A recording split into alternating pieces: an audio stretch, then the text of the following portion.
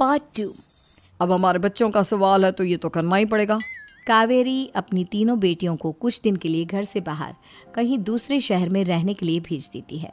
कुछ दिनों के बाद, अरे मम्मी जी, बहुत दिन से पिज्ज़ा नहीं खाया, मंगवाइए ना। क्या बताऊं बेटा, पहले तो बेटियां खर्चा दे देती थी क्योंकि उनकी नौकरी थी, लेकिन अब तो मेरे पास पैसे ही नहीं बचे। थोड़े बहुत पैसे हैं जो बच्चों की डिलीवरी में काम आएंगे।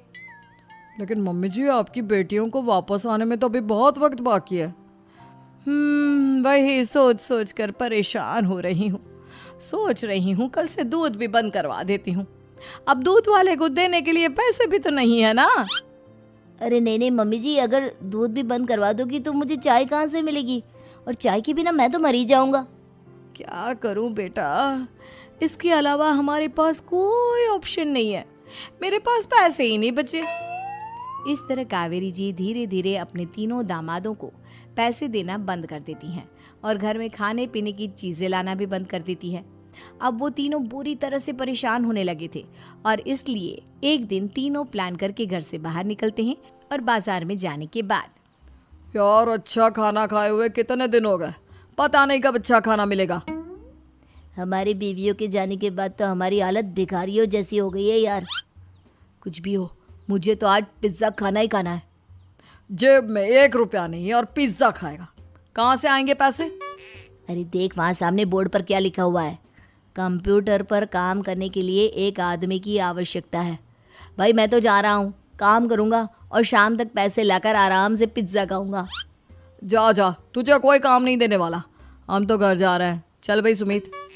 सुमित और अविनाश वहाँ से चले जाते हैं और विवेक उस कंप्यूटर शॉप पर सारा दिन काम करके 5,000 रुपये कमा कर घर लौट कर आता है और अपने खाने के लिए अच्छी अच्छी चीज़ें भी लेकर आता है।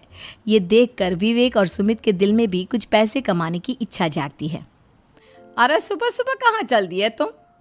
मम्मी जी, एक बहुत अच्छी जगह मिली है। कंप्यूटर पर काम करने के 5,000 मिले थे कल मुझे। अगर रोज़ काम करूँगा तो पूरे 40,000 की तनख्वाह।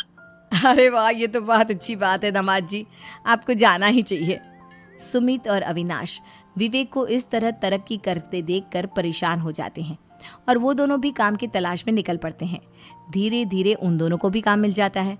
अब कावेरी के तीनों दामाद छोटी मोटी नौकरी करके अच्छा पैसा कमाने लगे थे। एक दिन कावेरी उन्हें अपने पास बुलाती है। अरे वाह, विवेक 40,000 कमा लेता है, अविनाश 60,000 और सुमित तुम भी 40,000 के आसपास कमा ही लेते हो। कुल मिलाकर तुम अच्छे खासे पैसे कमा रहे हो बेटा। हाँ मम्मी जी, बहुत मज़ा आता है जब महीने के एंड में मोटी रकम हाथ में आती है।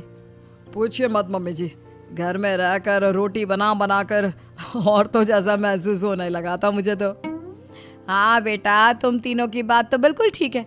और जानते हो, अब तुम तीनों की पत्नियां भी वापस लौट कर आने वाली है। लेकिन मम्मी जी, अभी तो उन्हें गए सिर्फ 2 महीने हुए हैं। आपने तो कहा था वो 4 महीने के बाद लौट कर आएंगी। ऐसा कुछ नहीं है बेटा, मैं सिर्फ तुम तीनों को सबक सिखाना चाहती थी कि आदमी घर में बैठकर बीवी की कमाई खाता हुआ अच्छा नहीं लगता। इस दुनिया में हर इंसान को मेहनत करनी चाहिए, काम करना चाहिए, चाहे वो औरत हो या आदमी, ताकि अपने परिवार को संभाल सके। कावेरी की बात सुनकर उन तीनों को अपनी गलती का एहसास होता है और कावेरी उन्हें सच बता देती है कि ईशा, सुहाना और मोहिनी शहर में ही कहीं दूसरी जगह रह रहे थे। शाम के वक्त उन तीनों की पत्नियां लौट कर आ जाती है और कावेरी जी का परिवार एक खुशहाल परिवार की तरह रहने लगता है।